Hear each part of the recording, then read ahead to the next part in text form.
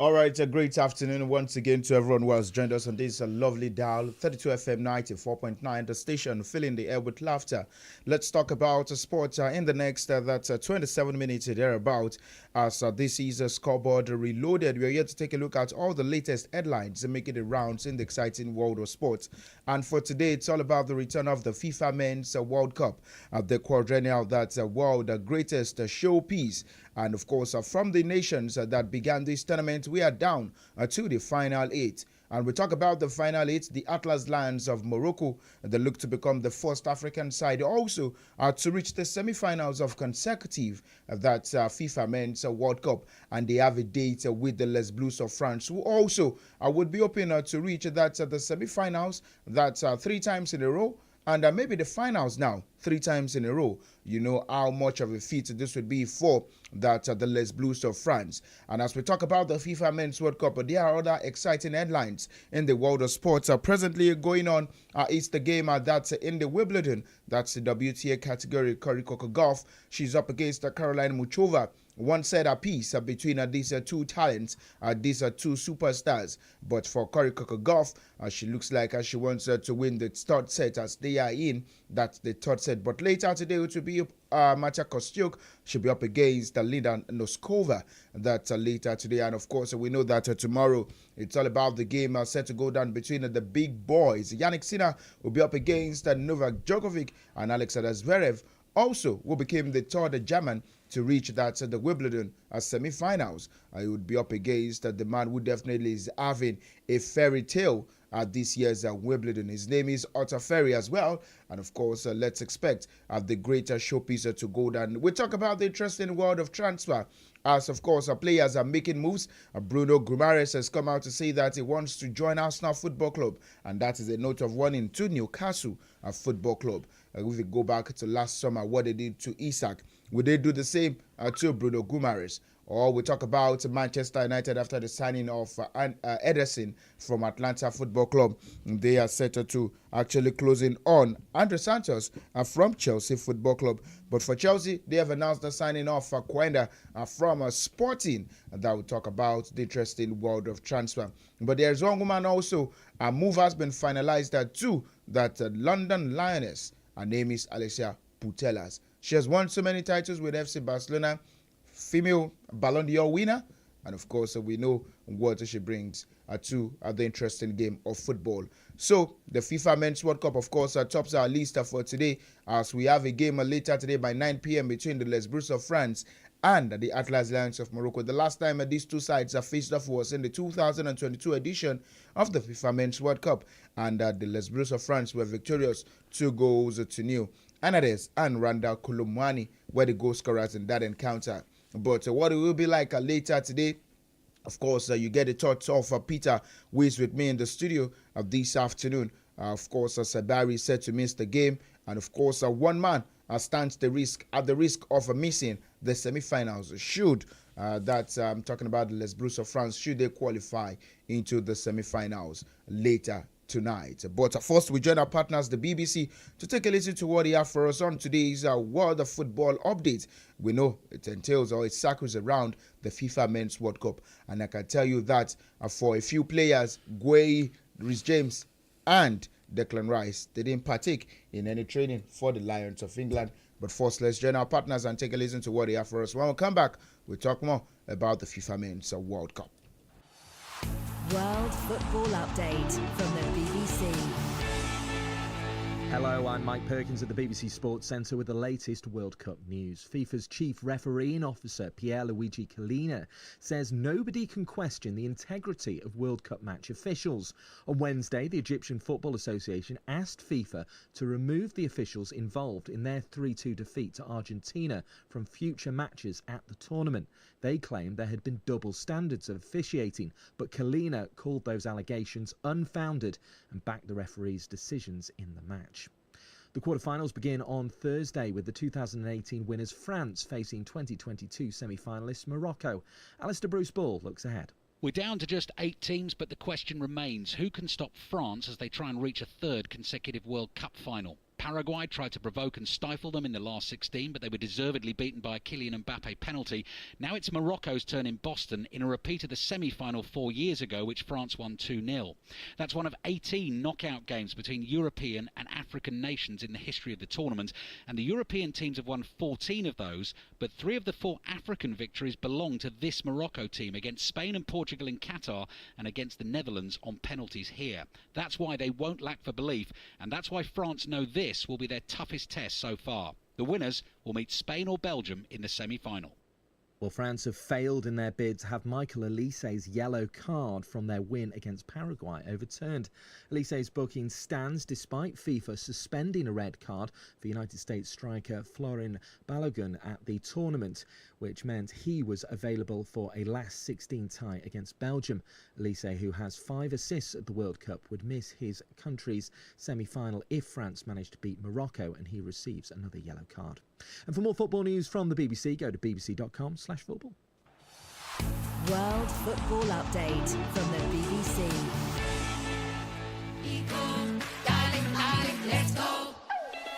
All right, we have no time to waste. Let's go. Peter, good afternoon. And of course, we know the big game set to go down later tonight here in Boston between the Les Blues of France and the Atlas Lions of Morocco.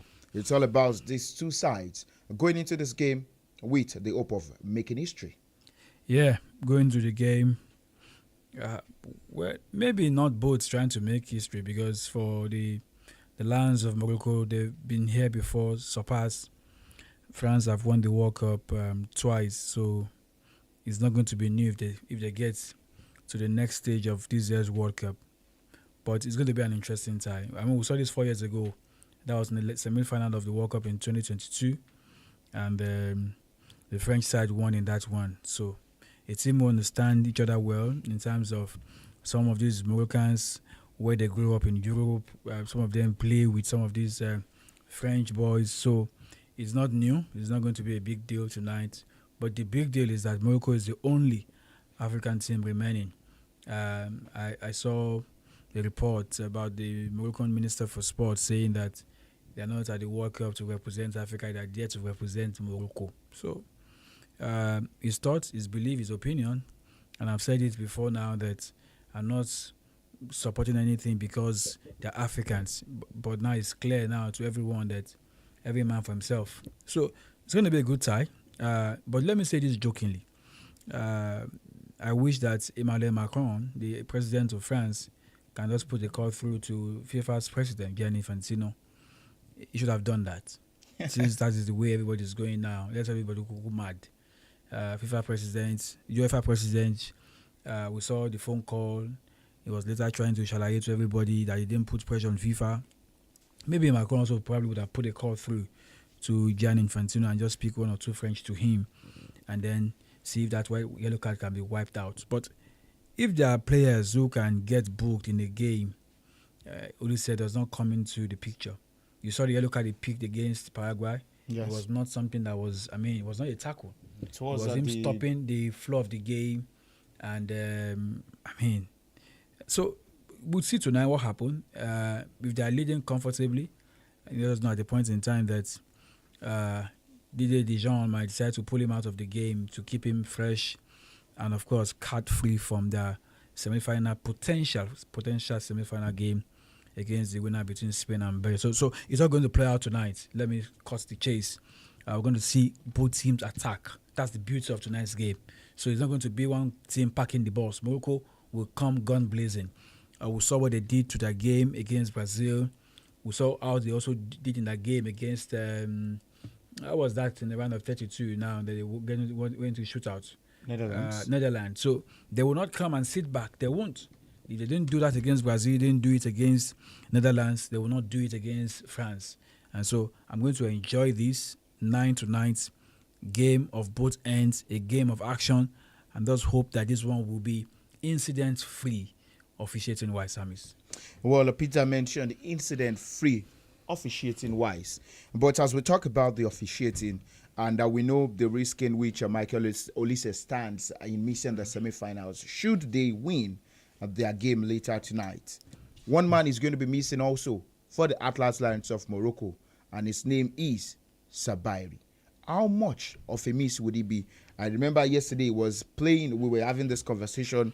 He has actually started this tournament as their number 9, and at his club side, we've seen him play across the front line with PSV and Dover, and there in Netherlands before this summer move to Bayern Munich. So, how much of a miss would it be? There's still a Yusuf Enyesri somewhere on the bench.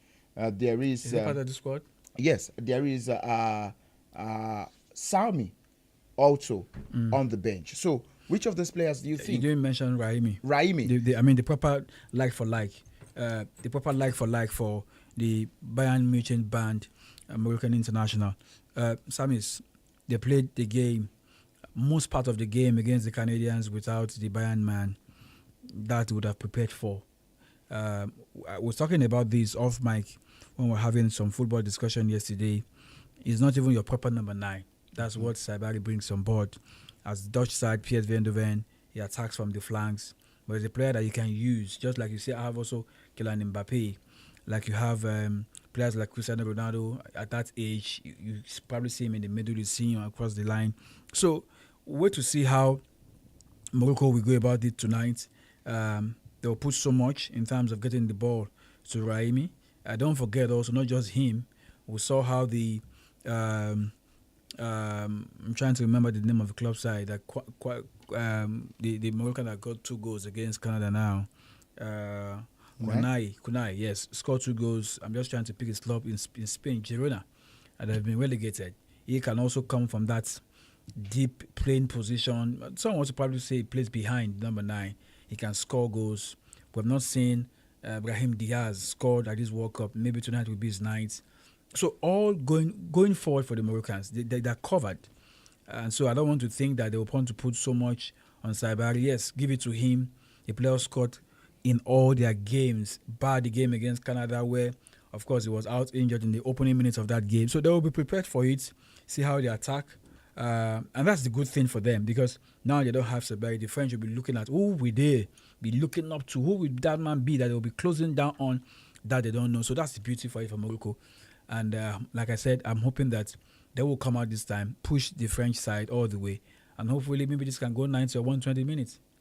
So, Peter, where can the game be won or lost for either of these sides? For France, they've scored 14 goals. For Morocco, they've scored 10 goals. But you look at the goals that has been considered as well, you talk about Morocco conceding the most of these 2 sides. So where can the game be won or lost? Kylian Mbappe on 8 goals, Michael Olise on 5 assists. But we talk about the other things in which Morocco they have.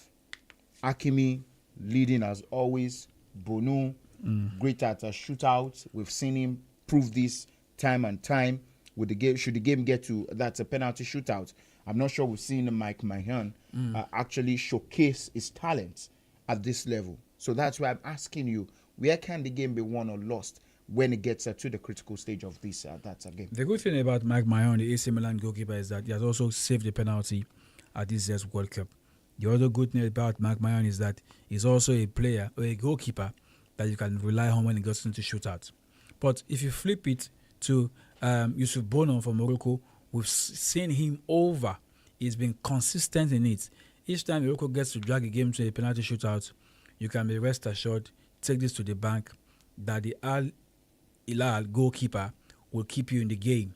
So tonight, it's all poised if we get into shootout, 2 goalkeepers who can save their team. But you asked a good question, Samis. You said, where would that battle be? Usually when you have games like this, the battle will always be in the middle of the park. Because where would the supply come from? The supply for Michael Olise, you want to pin him, close him down. The supply point, like I also said, is about the final third. So you said the French side have scored 14 goals, the Moroccans have scored 10 goals.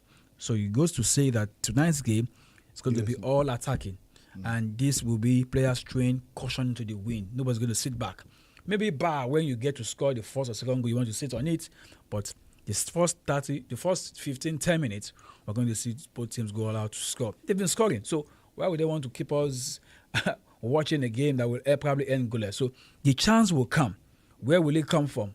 who will get the first chance? Is it Kylian Mbappe? Is it Raimi? Is it Ousmane Dembele? Because there's something. One thing that's certain tonight is that the X factor will make the difference. Yes. So is it the player coming from the bench or the player starting the game? So I just give a number. We were talking about some key players, but some we've not talked about them. What is going to be Desiree Doué or the other boy from Paris Saint-Germain, Barcola? So it might just spring from anywhere. So definitely tonight, I'm hoping that we'll see that happen. The X factor might decide this, which I think might just be after 90 minutes. All right, for France head coach, that's Didier Deschamps, he has downplayed the appointment of Argentine officials for the World Cup quarter-final against Morocco. And remember that the rivalry between the two nations has been fierce since Argentina defeated France in the 2022 final. And that repeat also remains a possibility. But Deschamps said he has no issue with Facundo Tello being assigned to the game along with 2 Argentine assistants, reserve assistants, and 4th official. In his words, he said, "We have to deal with it. I trust the referees. Our opponent is Morocco, not the referee." And also, their backup goalkeeper, Robin Risa, also backed the officials, saying there's been a certain bitterness between France and Argentina for a few years now since the last final, but that's part of the game. If these referees are there, it's because they are up to the level of the competition. See, that's the best way to go about it. And I love the fact that the French media and the players are not even talking about the match official. See, go there, do what you need to do. It is we are making agenda. It is we making headlines. It is we that are trying to analyze it and all that. The players, the coaches, the FAs, nobody's talking about. You're giving us an all Argentine official. If you score a good goal, who dare you to disallow it? All right, let's leave the world of football, especially the FIFA Men's World Cup at this point, and talk about a bit of a tennis story where, of course, Caroline Muchova up against 𝐂𝐿. They are in the third set, and Muchova leads over 𝐂𝐿 at this point in time. Of course, this is just one step to the finals, and this was a title in which 𝐂𝐿 won. I think that was 2 years ago in 2024. So she looks to actually win a title again, but this is her fighting that for it. That's in the third set. Yeah, third set. Opening set, Muchova 6-2. Second set, 𝐂𝐿 came back to win 6-1. It goes to show you that in the first set, Muchova took out 𝐂𝐿 without wasting time. Second set, 𝐂𝐿 also said, "I'm going to take you out also." Took her out in 6-1. Third set, you know this one might stretch into a tie. And it's looking like a tie right about now as we speak. It's Muchova leading 6-5. And 𝐂𝐿 is serving at 5-6. So 𝐂𝐿 will be hoping that she can hold serve, and that she has done. She did this in the 10th game of the third set, and the game as we speak right now is in the 12th game of the third set. So the American will be hoping he can hold serve, and then we'll go into a 6-all, and that means we'll have to go into a tie. So SAMIES, a place in the final, look poised as we speak right now. These two guys can give us more minutes. While some thought maybe this would be a 2 straight set after Muchova took out 𝐂𝐿 in 6-2 in the opening set. The Americans came back to level to make it 1 set apiece. So this is going down as we speak. We might still be here by the time this game is done, but for now it's 6-5 and his American serving at 5-6. But one thing actually that amazes me in this WTA finals is just the level of closeness in which these players have in terms of the WTA rankings. Caroline Muchova, world number 9.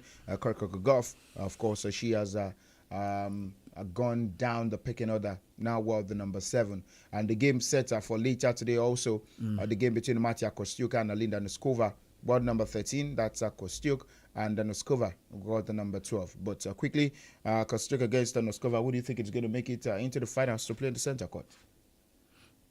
See, it's tough to say who's going to be in the final. Both players are aiming to be in their first WTA finals. Yeah, I mentioned that of Linda Liskova yesterday after she won a game, playing in her first semi-final ever in a Grand Slam, at a Grand Slam, and this one looks like she wants more, and more would mean that she has to find a way to beat Marta Kostyuk in the coming hours. But for now, it's both girls. I'll be hoping that on Saturday by 2 p.m. or thereabouts, there will be a center court where everybody will be watching these years. Women's final. It's now football club. Aside from that, now you look at the players that have left in Newcastle in the last 2 seasons, especially this summer. Sandro Tonali is gone, Gordon is gone, and it looks like another leader in this team is going to be out of the way. That's why the Magpies might hold a beat. Don't want this to happen. Bruno says he wants to go. Report says Arteta is the one pushing for this to happen. 60 million, 65 million. Wait to see. Maybe this will be the case. You can't keep a player that's not happy in your team. Newcastle should be smarter now. You saw how he dragged with what's his name? Isak. Alexander Isak. Isak, yeah. And that Liverpool ordeal last summer. They should learn some lessons from that. If the player says he wants to go, put the price on the table. Let the buying club says this is what we can do. Do it on time. Get a replacement. Don't waste time. That incident of the suite that happened to the Magpies last season cost Newcastle a lot. They will go back and have a review and realize that, hey, this should have been done earlier. We should have, just move on. So if Bruno says he wants to move, allow him to move. 3 players have gone. Newcastle have got bills to pay in terms of debt and all that. So make this happen. If you want to sell him, get a replacement for him. It looks like the boy playing in Freiburg for Mazambi, this year's World Cup, might just be the man.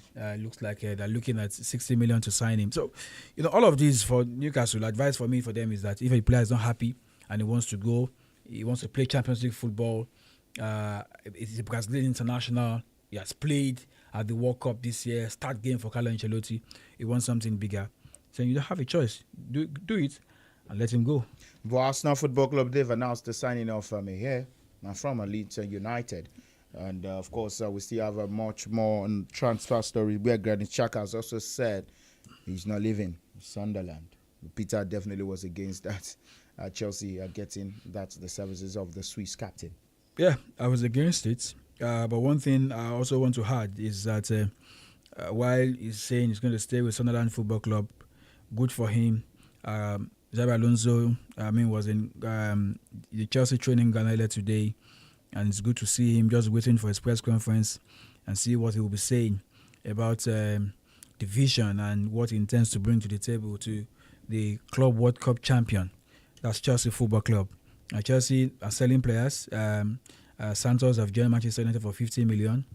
So I don't know, maybe this is the business that Chelsea wants to do.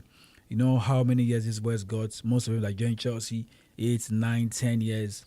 It looks like now they are shipping some of these players out for good money. So for Chelsea, it's a new start for Ħabi Alonso. Gets his player on board, the ones he needs. He's been going to Spain to see how he can get a few players to join the London side.